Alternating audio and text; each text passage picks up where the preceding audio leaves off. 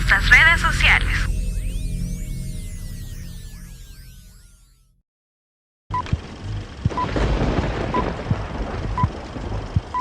A continuación, palabra de Dios.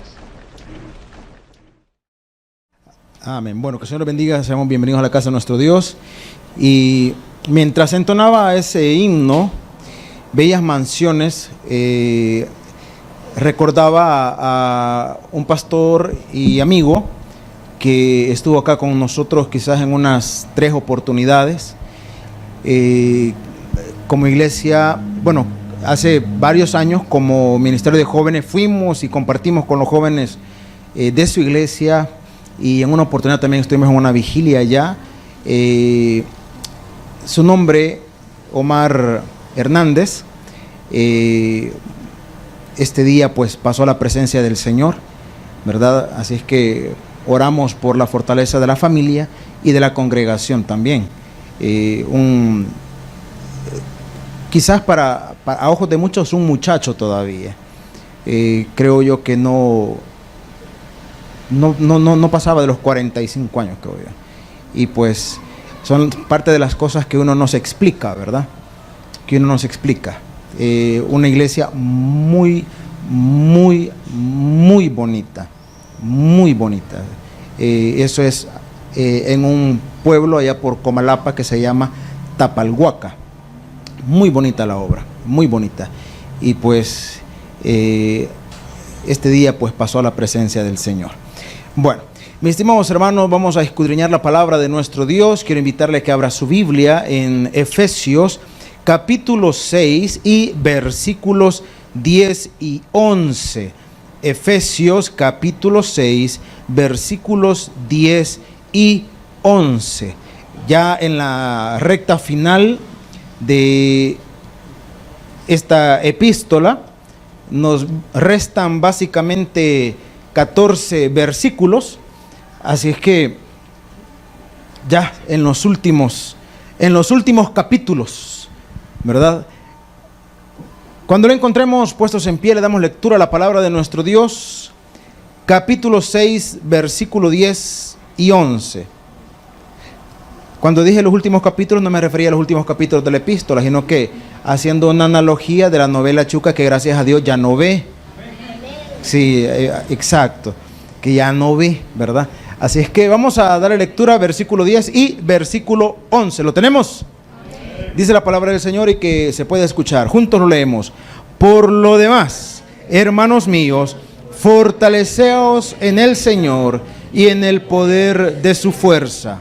Vestíos de toda la armadura de Dios para que podáis estar firmes contra las acechanzas del diablo. Hasta allí y oramos. Padre, en esta noche, háblanos al corazón a través de tu palabra, instrúyenos, fortalécenos y queremos aprender, queremos recibir de ti, bendito Señor. Que al momento de retirarnos de este lugar, lo hagamos de manera diferente de como hemos llegado. Te lo suplicamos, Señor, en el nombre de Jesús. Amén y amén. Podemos tomar nuestros asientos, mis estimados hermanos. En esta última o penúltima sección, depende cómo lo querramos ver, penúltima porque todavía pues falta la salutación final o la despedida. Sin embargo, sería la última porque como enseñanza en sí, el apóstol está, por decirlo de esta manera, está cerrando la epístola diciéndole a los hermanos de Éfeso, después de toda la enseñanza que les ha compartido, recuerde que hay algo que no debe pasar por alto, y es que la epístola a los Efesios tiene está dividido en 2 partes. Del capítulo 1 al 3, que tiene que ver con todo, digamos, la teoría, y capítulo 4, 5 y 6, que tiene que ver con poner en práctica toda aquella teoría.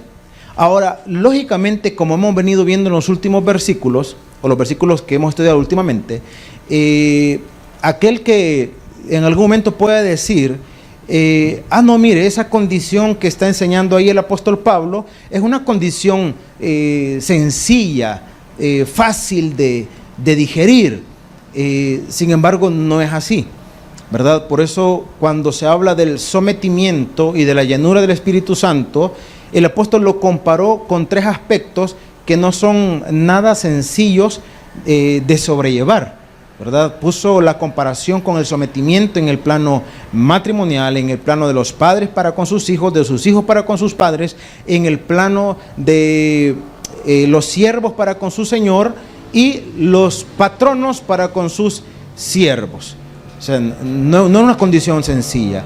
Entonces, el apóstol, comprendiendo eso, que para muchos podría ser desmotivante, que para muchos podría ser, e incluso los discípulos, los posteriormente apóstoles, le dijeron a Jesucristo, después de dar cierta enseñanza, le dijeron: Señor, le dijeron, dura es esta palabra, ¿quién la podrá resistir?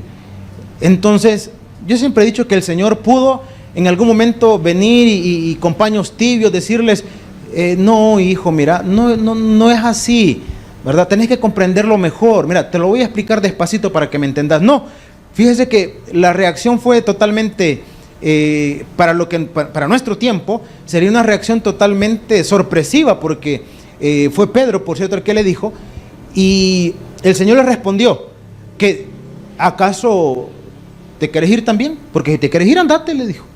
Estoy parafraseando el texto. Si te querés ir, andate, le dijo.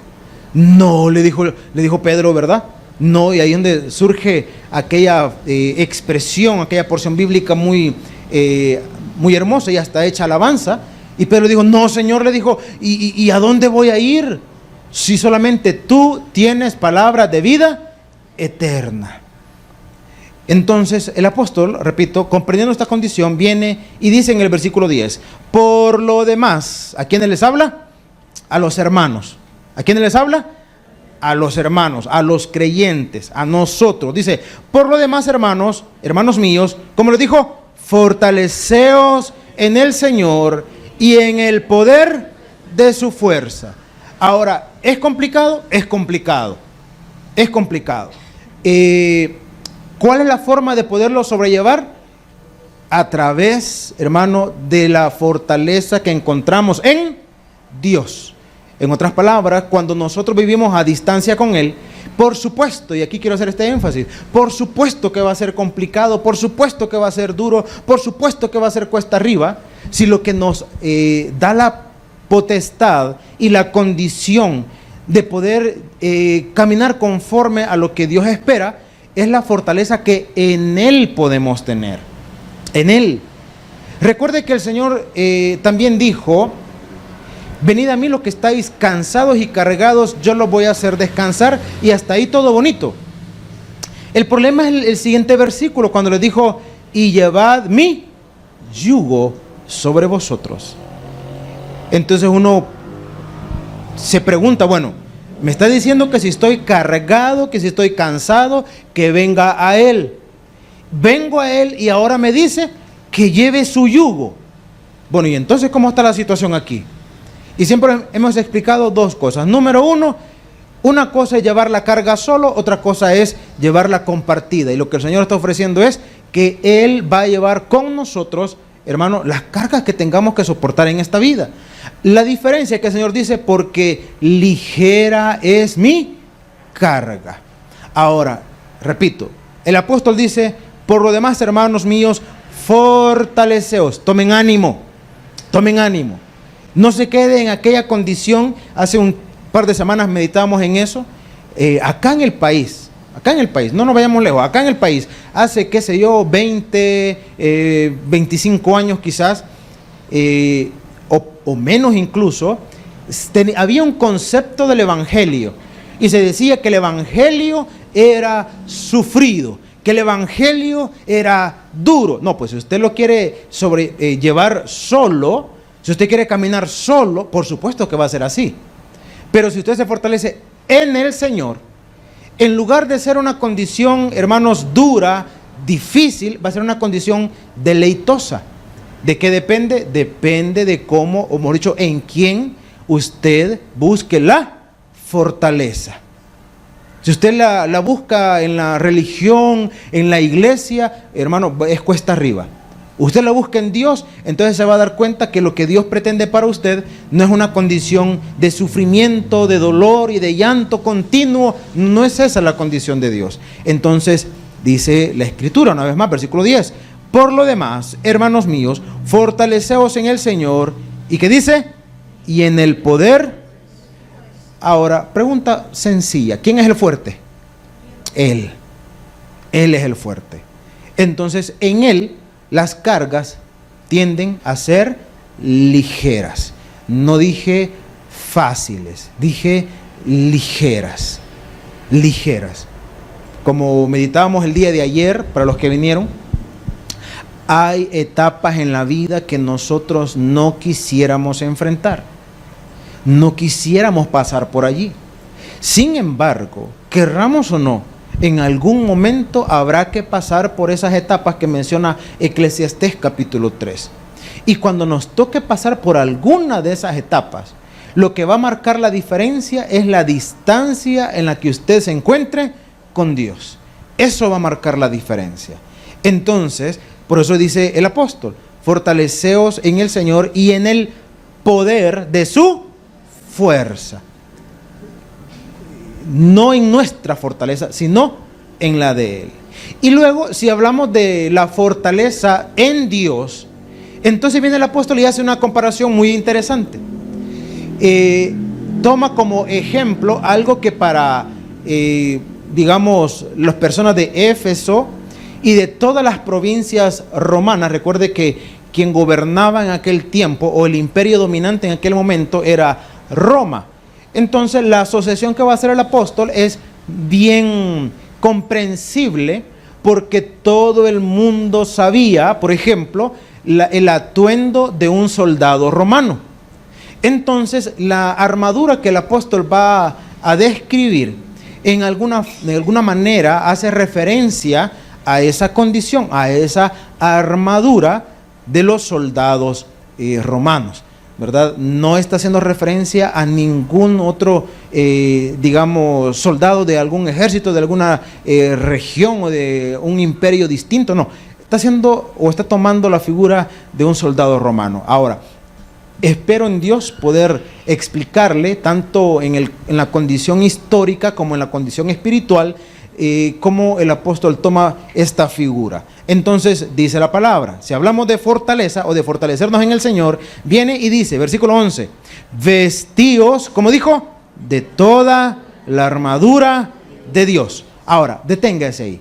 Cuando dice vestíos, la expresión allí, a la referencia que está haciendo es permanezca, escúchame bien, permanezca con la armadura puesta. Esa es la referencia. Cuando dice vestíos de toda la armadura de Dios, permanezca con la armadura puesta. Ahora, viene la condición. Hermano, ¿quiénes usaban la armadura? Los que estaban siempre a la expectativa de una batalla. En este caso, los soldados romanos estaban a la expectativa siempre de una batalla. Entonces, hablar de una armadura era hablar de estar, digamos, a la defensiva por cualquier ataque. Y en el plano espiritual, viene el detalle y diríamos, bueno, pero ¿y de qué ataque estamos hablando? ¿Contra qué o contra quién vamos nosotros a pelear? Y aquí es donde vamos a entrar en una situación en donde le decía, espero poder darme a entender, porque una cosa es la concepción religiosa, tradicionalista de, llamémosle, de los demonios, del diablo, de huestes espirituales. Una cosa es la concepción religiosa y otra cosa, hermano, es la condición verdadera.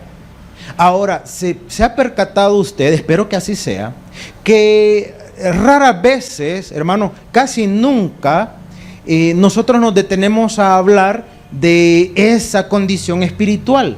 ¿Por qué razón? Porque yo aprendí que no vale la pena tomar tiempo para hablar de alguien que ya está derrotado. Muy diferente en otros tipos de mensajes, en donde mencionan una vez a Dios y 10 al diablo, ¿verdad? No sé si alguna vez he escuchado de eso. Gente que anda viendo espíritus y diablos en todas partes, hasta en paredes. Una vez alguien dijo, y se le metió un espíritu al chucho, dijo. Hermano, es cierto, así dijo, así hacía mención. Y todavía dice, y exorcicé al perro. Hermano, la condición, llamémosle, de esa batalla espiritual es muy distinta de la concepción religiosa. Hay toda una corriente, y valga una vez más la expresión, hay toda una corriente religiosa que tomó fuerza hace un par de años. Hoy por último ya es menos, como toda corriente o como toda moda, tiene su momento de apogeo y luego tiene su momento, hermano, de deceso. Pero hubo un tiempo donde se hablaba mucho de la guerra espiritual, y hay que hacer guerra espiritual, y hasta una tendencia en alabanzas, ¿verdad? Que guerra espiritual y no sé qué y no sé cuánto. Y yo conocí a alguien y me dijo, mire, me dijo, lo primero que usted tiene que hacer, me dijo, y me sacó como 4 libros que hablaban de guerra espiritual, ¿verdad? Y guerra espiritual aquí, cómo hacer guerra espiritual y no sé cuánto y no sé aquí, como 4 libros. Y lo que pasamos por alto es que toda la información y todo lo que usted necesita para pelear esa batalla espiritual es la palabra de Dios. Y ahí está todo. Ahí está todo. Porque le repito, porque hay tanta corriente religiosa. Me contaban, escuche bien, unos hermanos. Sí, escucho bien, unos hermanos. Me contaban lo siguiente. Dice que ellos estaban en la noche en su casa, cuando de repente escuchaban como que si alguien andaba corriendo en el techo. Su techo era de lámina, por cierto. Dice, mire, y escuchábamos que caían en la lámina y como que caminaban, creíamos que era un gato, y de repente salimos y para ver, ¿verdad? Y espantar el gato, porque muy fuertes se oían los golpes allí, y entonces salimos y lo alumbrábamos y no veíamos nada, y de repente cada noche pues se oía, ¿verdad? El golpe y todo, no sé qué y no sé cuánto, y que allá. Y entonces cuando no, y esa es una tendencia también, digamos, que adopta el ser humano, que cuando no puede darle explicación a algo, entonces se lo atribuye ¿a quién, hermano? Exactamente, se lo atribuye al diablo, ¿verdad? Como no le puedo dar explicación, entonces se lo voy a atribuir a este, cosa que es un error. Entonces ellos no se percataron, nunca se dieron cuenta, o nunca vieron, mejor dicho, qué es lo que ocasionaba el ruido. Ahora, le dije, a las cosas que uno no le puede dar explicación, o que el ser humano no le puede dar explicación, se lo atribuye a una condición espiritual. Pero conforme a la palabra, y vayamos avanzando, no podemos negar, y hablando ya para creyentes, no se puede negar una influencia espiritual. Pero ya vamos a llegar a ese detalle. El punto que quiero explicarles es de que los hermanos, pues ya, ¿verdad? Después de varias noches de que acontecía lo mismo, hicieron un comentario con otros hermanos, y vino alguien creyente, entre comillas, y les dijo, no, le dijo, es algún mal espíritu ha de ser, le dijo. Agarre un poco de sal, le dijo, y tírela en el techo, y ya va a ver, le dijo. Y van los hermanos, bien mandados usted, y agarran la sal y la tiran al techo. ¿Y sabe qué es lo tremendo? Que según lo que me estaban contando, desapareció el ruido, hermano. Entonces, cuando una situación así sucede, inmediatamente, ¿qué es lo que viene a la mente del individuo? Funciona, ¿verdad? Entonces dice que pasaron no sé cuánto tiempo y volvieron a escuchar el ruido. Entonces inmediatamente ya vemos la solución. ¿Cuál es? Agarre sal. Te vamos a decir, tome un vaso con agua, ¿verdad? Y la sal ya la hizo, hermano. Y ya la hizo. Mis estimados hermanos, la situación está cuando nosotros comenzamos a atribuirle propiedades espirituales a objetos. cuando comenzamos a atribuirle condiciones espirituales o un poder espiritual a una condición terrenal. Una pareja, ya mayorcitos ellos, la señora tenía un serio problema. El problema que ella tenía es que no le gustaba ir al médico. Ese era su problema. No le gustaba ir al médico. Ya en varias oportunidades había experimentado dolor fuerte en uno de sus hombros. No recuerdo en cuál, pero tenía ese dolor. Entonces el esposo trataba de persuadirla para que fueran a pasar consulta. Y estaba ya la señora pues bastante malita y accedió a ir a pasar consulta. Hermano, ya estaban por llegar al consultorio cuando la señora dice: ya me siento bien. ¿Para qué vamos a ir ya? Ya no vayamos. ¿Para qué? Si ya estoy bien. Vámonos. Pero mira, ya estamos ahí. No, pero ¿para qué? Ya no siento nada. Se ve que hay gente que ya no siento nada. Ve pues. Hermano, una situación así, ¿verdad? Y como la señora necia que no quiso ir, se regresaron. Pasaron los días, la señora había estado sintiéndose mal y todo, y de repente ellos vivían solos, nunca tuvieron hijos, y el esposo fue a la tienda, era de mañana, aproximadamente creo que entre las, cerca de las 9, por ahí de la mañana, y cuando el esposo regresa a su casa, encuentra a su esposa pues tendida en el suelo, en una condición lamentable. Cuando ve la escena, lógicamente comienza a buscar ayuda para poderla trasladar a un centro asistencial. Vale la pena aclarar que el centro asistencial estaba, hermano, el más cercano, un centro asistencial, valga la pena recalcar, llamémosle un hospital, porque una clínica sí estaba a cuestión de una cuadra, pero ahí no le podían atender. Y el más cercano estaba como 3 horas aproximadamente.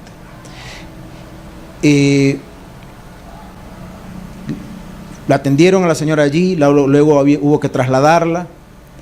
El diagnóstico fue un derrame cerebral.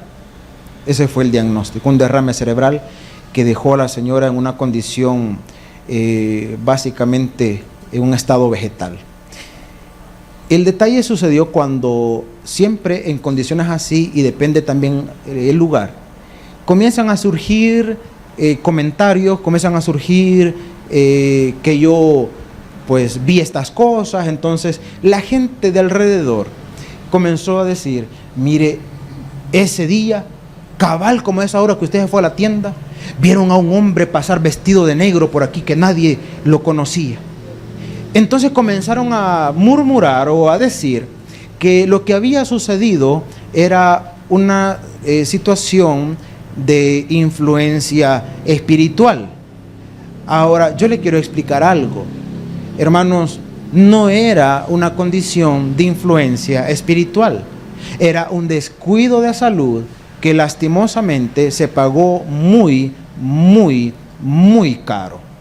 Pero como las personas muchas veces se dejan influenciar por esas condiciones, entonces alguien vino y le dijo al hermano, porque eran creyentes ellos, alguien vino y le dijo al hermano: mire, yo que usted ungiera la casa, le dijo, ungiera la casa, ore y hay que ungir esta casa. Entonces, y este hermano pues me habló y me dijo: mire, quiero que me ayudes, me dijo. Ajá, le digo, ¿qué vamos a hacer? Es que vamos a ungir la casa con aceite y vamos a orar, pero no tenemos aceite, hermano. Y es literal lo que le voy a contar. Fuimos a la tienda, compramos un botecito de aceite, de ese mismo con el que fríe los plátanos, de ese mismo, hermano, y llegamos a la casa. Y yo no iba a hacer sentir mal a mi amigo y hermano, ¿verdad? Entonces, ¿qué? Pues dele, ¿verdad? Y orando y agarrando el aceite y untándolo en las paredes y sacando demonios de las paredes. Hermano, no hay ninguna evidencia bíblica que diga que los demonios están en las paredes. Hace tiempos, allá por, creo que inicios de los 90, en la revolución de la alabanza, por cierto, surgió una alabanza bonita. Yo no digo que la alabanza no es bonita, bonita.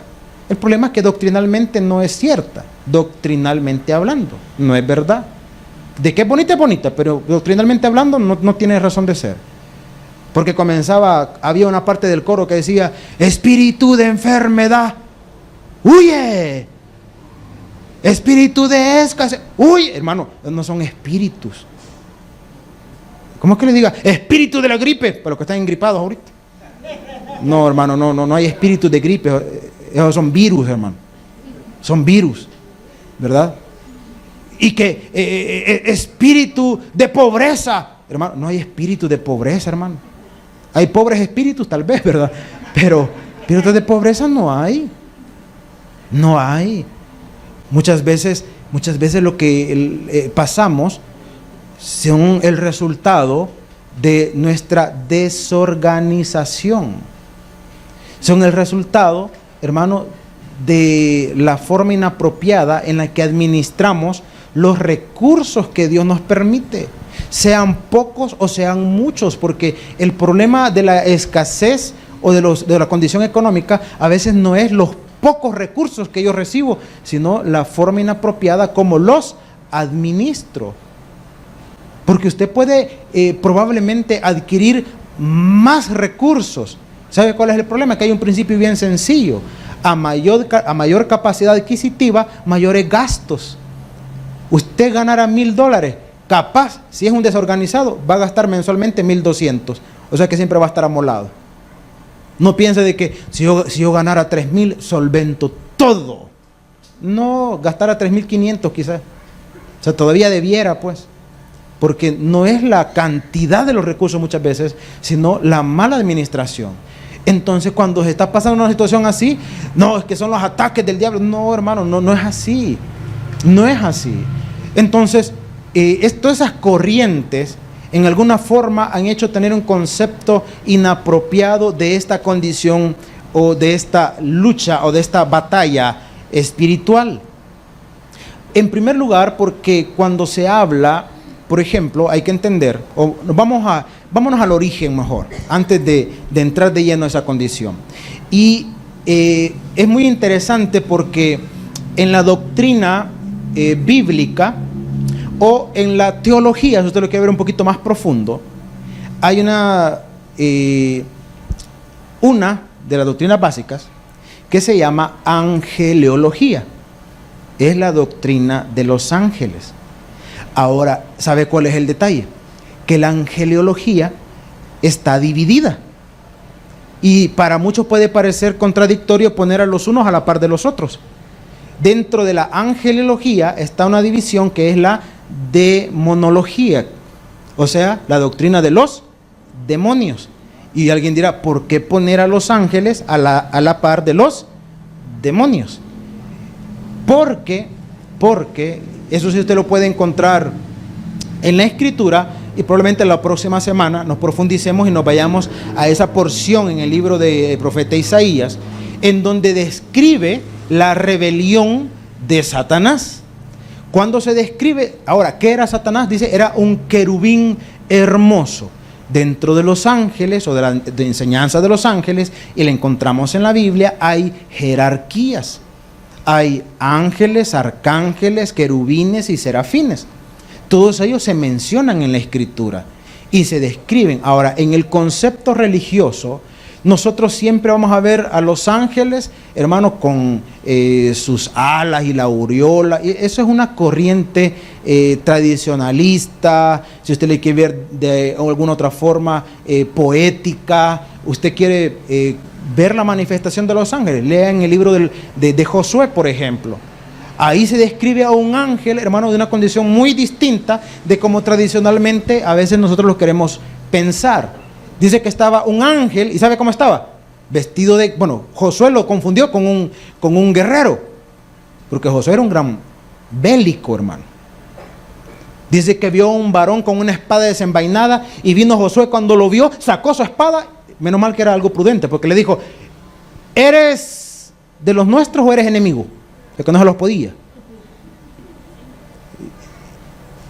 Y cuando se dio cuenta que era un ángel, se postró, dice la Escritura, y ojo con esto, los ángeles nunca reciben adoración.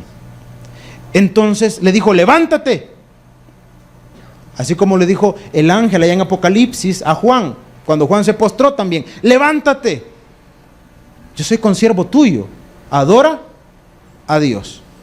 Entonces, dentro de los ángeles hay dos categorías. Los ángeles santos, que son los que sirven a Dios, y están los ángeles caídos, que se fueron junto con la revuelta de Satanás. Y hay un dato que lo menciona la Escritura, lo menciona la Biblia, y lo menciona la historia secular. Y no está muy lejos. Por ejemplo, aquí en México es el asunto, en Yucatán, si no me equivoco. La Biblia narra la caída de Satanás. Y dice que cuando Satanás fue enviado a la tierra, se trajo a la tercera parte de las estrellas, está hablando de los ángeles. Entonces a eso se le llamó demonios. Y los demonios no son monstruos horribles, son ángeles. La diferencia es que se les llama ángeles caídos. Por eso es que yo siempre he dicho, si ustedes se la quieren cuentear alguna vez, hermana, dicen, uy, ¿cuándo se cayó usted? ¿Y de dónde? Del cielo, mire ese angelito. Diablo le están diciendo, ¿verdad? Diablo le están diciendo, vale la pena aclarar. Diablo le están diciendo. Entonces, porque los ángeles caídos son demonios. En la historia secular hay una teoría muy, muy aceptada de la extinción de los dichosos dinosaurios. Y la teoría más aceptada es que un meteorito cayó, hermano, y causó un impacto tan grande en la tierra que solamente el polvo que levantó por consecuencia de la caída fue capaz de crear una estela de oscuridad, de tinieblas alrededor del mundo. Ya han habido eventos catastróficos, hermanos, que han tenido impactos grandes en la humanidad. Y si usted dice, pero ¿cómo es posible que solo por el impacto iba a crear una nube tan grande? Hermano, aquí hay arena o polvo del desierto del Sahara. ¿Sabe usted dónde queda ese chunche? Al otro lado del charco, hermano, en África. Y aquí está. Pero es que anda todo engripado usted, por si no lo sabía. Algunos hasta pirruña les ha dado quizás. Es consecuencia de eso. Entonces, no es extraño considerarlo. Ahora, las evidencias seculares, las evidencias, llamémosle extrabíblicas, de que ese acontecimiento fue una realidad, es un cráter encontrado ahí donde le dije, en Yucatán, México. Ahí está el cráter, hermano, en donde asumen y aseguran que cayó el dichoso meteorito. Y cuando uno lo va comparando con la Escritura, porque la Biblia no riñe con la ciencia, hermano, en ningún momento. Que hay detractores que quieren señalar, criticar y hacer pedazos, lo que ignoran, eso es otra cosa. Eso es otra cosa. Porque la Biblia dice, en el principio, Génesis 1:1, en el principio, ¿qué hizo Dios, hermano? Creó los cielos y la tierra. Ahora, haga una conclusión bien sencilla. Hermano, ¿acaso Dios no tiene suficiente poder para crear las cosas bien o crearlas perfectas? Por supuesto que sí. Entonces, la primera creación, hermanos, fue una creación perfecta, una creación maravillosa. Por eso es que se establece que entre Génesis 1:1 y Génesis 1:2 hay un periodo de tiempo incalculable. Porque mucha gente dice, mire, y la Biblia habla de los dinosaurios. Mire, no habla de ellos, pero no los niega tampoco. Pero ¿y dónde, en qué periodo de la historia están? Entre Génesis 1:1 y Génesis 1:2.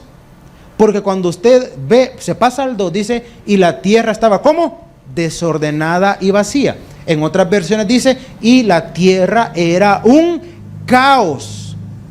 Entonces, en ese caos ocasionado por la caída de Satanás, hermanos, dio lugar a esa condición o a esas condiciones que extinguieron todo aquello o toda aquella flora y fauna de aquel tiempo. Ahora, ¿qué hizo Dios? Algunos dicen, hizo una recreación. Comenzó, hermanos, a ordenar todo lo que estaba en caos. Todo lo que estaba en caos. Pero cuando pone al ser humano en el huerto de Edén, entonces aquella influencia del mal ya estaba en la tierra. Ahora, no era una serpiente como usted lo quiere comprender o como nosotros lo leemos superficialmente ahora. Porque nos vamos al Génesis y decimos, mire, Satanás era una culebra. No, hermano, no era. No era. La traducción, recuerde que lo que nosotros tenemos es una traducción. Entonces, en la traducción lo establecieron como serpiente. Pero en el original, la palabra que allí aparece es una palabra que se pronuncia más o menos en el hebreo nahash, que significa ser refulgente o ser de luz. ¿Por qué cree usted que tuvo la capacidad de entablar una conversación con la mujer? Porque no inspiraba desconfianza. Porque en ningún momento vino, hermano, a querer causar miedo. El primer error influenciado por la religión es creer que los demonios o que el diablo, hermano, infunde miedo. Hermano, ¿qué gana el enemigo con meterle miedo a usted? ¿Qué gana? ¿Qué gana? ¿Qué gana, hermano? Nada, hermano, nada. Nada. ¿Qué gana con que le mueva una silla en la casa? ¿Qué gana, hermano? Piensen en eso, ¿qué gana? Nada. Porque hay gente que está sugestionada porque tiene afición por lo paranormal o por las cuestiones espiritistas o porque muchas películas de miedo ha visto, es hebrea bayuncada. Entonces está predispuesto. Entonces siempre pasa haciendo asociaciones. Se cayó el vaso. ¡Oh! Un demonio. El gato pasó y del susto salió corriendo, usted no lo vio. Asumamos que fuera verdad. Asumamos que fuera verdad. Asumamos que vino un espíritu y le movió la silla, le botó el vaso, le movió. Hermano, ¿qué gana el enemigo con eso? ¿Qué gana? ¿Qué gana? Nada. Nada. Y mire, y yo me levanté en la noche y vi un gran bulto y me asusté. Ya sabe quién era, ¿verdad? Sí, él era, hermano. Hijo, ¿y no encendiste la luz? No, yo solo vi el bulto. Era tu papá, hijo. Me había levantado al baño. Es lo que viste. ¿Qué gana con eso? ¿Qué gana? No gana absolutamente nada. No gana nada. El actuar del enemigo no va por esa línea. No va por eso. Repito, esa es la bayuncada. Y por cierto, muy buena estrategia del enemigo para venir, hermano, para venir y meterle a usted una idea errónea del mundo espiritual. Yo recuerdo, y para aquellos que les gusta o tienen afición por las producciones cinematográficas, y recuerdo que nuestro pastor decía, nuestro pastor general, decía, quiere ver una película realmente demoníaca. Una película realmente demoníaca. Una que se llama El abogado del diablo. Si alguna vez la ha visto, entenderá, ese sí, mire. Ese sí es mero, mire. Y no parecen, hermano, no aparecen bichas bayuncas dándole vuelta a la cabeza. No aparecen a bichas bayuncas a usted. No, la bicha del aro parece un bebé. No, usted. No aparecen esas cosas. No aparecen. Porque en parte, y quizás la parte más cruda de esa producción, si no me equivoco, me corrige usted, yo no soy tan aficionado a las películas, pero de repente se le pegan los cables a uno y se echa más de alguna. Si no me equivoco, era Robert De Niro, si no me equivoco. Al Pacino, ¿verdad? El chino ese era. Entonces, un hombre muy elegante, muy bien vestido, y comienza a hablar con el muchacho que era un profesional, era un abogado, y le comienza a decir con convicción: Dios es un perdedor, le dijo. ¿Sabes lo que tiene Dios?, le dijo. Una buena agencia de publicidad tiene Dios, le dijo. ¿Cómo vas a creer?, le dijo, que Dios hace esto y después te está diciendo que no lo puedes tocar? Y le pone un argumento yuca, hermano. Dios hizo a las mujeres guapas, le dijo, bonitas, y después te dice que no las puedes tener. Y si usted está metido en la trama, ahí sí, hermano, se le eriza la piel. Dice, qué desgraciado. Porque comienza a argumentarle, comienza a decirle: yo te puedo hacer grande, yo te puedo dar riqueza, todo lo que querés, todo te lo puedo dar.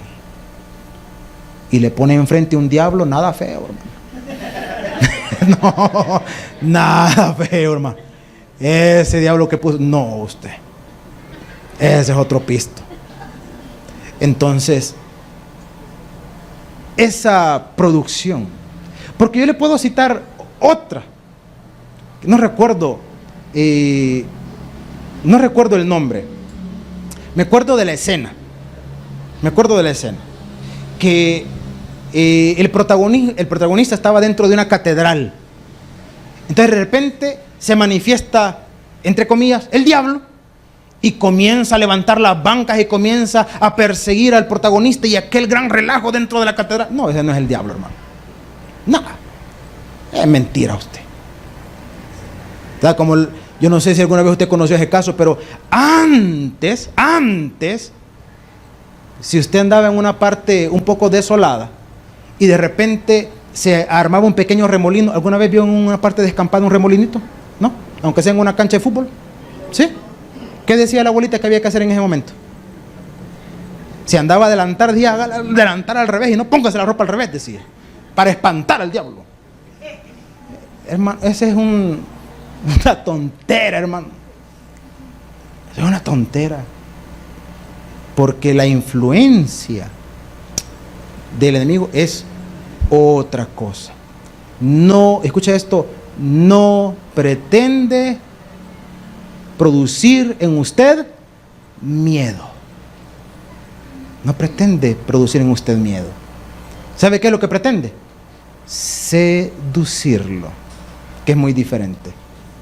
Ahora, la Biblia dice, para que lo vayamos comprendiendo, vayamos uniendo, si cuando alguno es tentado, dice, no diga que es tentado de parte de Dios, porque Dios no puede ser tentado por el mal, ni Dios tienta a nadie, porque a veces vamos a asociar al enemigo con situaciones, llamémosle con tentaciones, lo vamos a asociar con aspectos morbosos, pero la Escritura dice todo lo contrario. Dice, cuando alguno es tentado, no diga que es tentado de parte de Dios, porque Dios no puede ser tentado por el mal, ni Él tienta a nadie.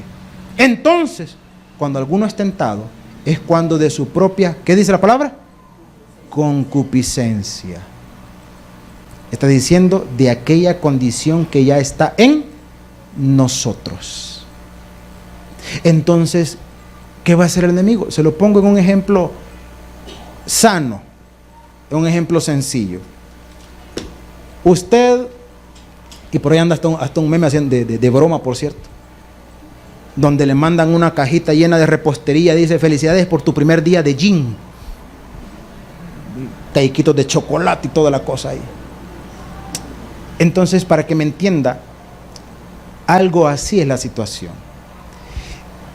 Yo me quiero privar, digamos, de las grasas, del azúcar. El enemigo no va a venir y va a agarrar una sopepata y me va a echar en una pacha y me va a poner un biberón, vaya, tomátela. No, no. Tampoco le va a traer, qué sé yo, ¿verdad? Un churro español, un montón de azúcar y cualquier tontera que le pongan encima, pero le ponen. Y se la va a obligar a que se lo coma. No, no. Entonces, ¿qué hace? Crea las condiciones. Crea las condiciones. Usted toma la decisión. Crea las condiciones y usted toma la decisión. Aquí viene la pregunta. ¿Y qué gana con eso? Aquí sí, mire. ¿Sabe qué gana? Que cuando vengan las consecuencias de haber cedido ante esa influencia, comencemos a echarle la culpa ¿a quién? A Dios. Comencemos, hermano, a ser promotores de que Dios no funciona. Entrevistaron a un borrachito en el centro de San Salvador y le preguntaron que si alguna vez él había pedido o había buscado ayuda. Y el hombre dijo, miren, dijo, yo, dijo, he ido a Alcohólicos Anónimos, yo he ido a la línea del doctor Ayala, yo, dijo, he ido en tal parte, dijo, he estado en centros de rehabilitación. Y me gustó la última parte que dijo, porque dijo el hombre, hasta donde Toby fui, dijo, y no me funcionó nada de eso, dijo. Es que, hermano, no le va a funcionar. No le va a funcionar. Porque no son las instituciones, ni seculares, ni cristianas, las que van a venir y van a hacer la parte que a usted le corresponde. ¿Cuál es la parte que a usted le corresponde? Pelear su propia batalla para no terminar hablando mal de aquel que lo ha dado todo por nosotros. Él vino para que tenga vida en abundancia. Y el dicho popular dice, mal le paga el diablo a quien, y razón tiene, hermano. Porque Él vino para, dice la palabra, matar, robar y destruir. Gloria sean dadas a Dios, porque Él a nosotros ya nos ha dado la victoria. Denle un aplauso, Señor, en esta noche vamos a orar.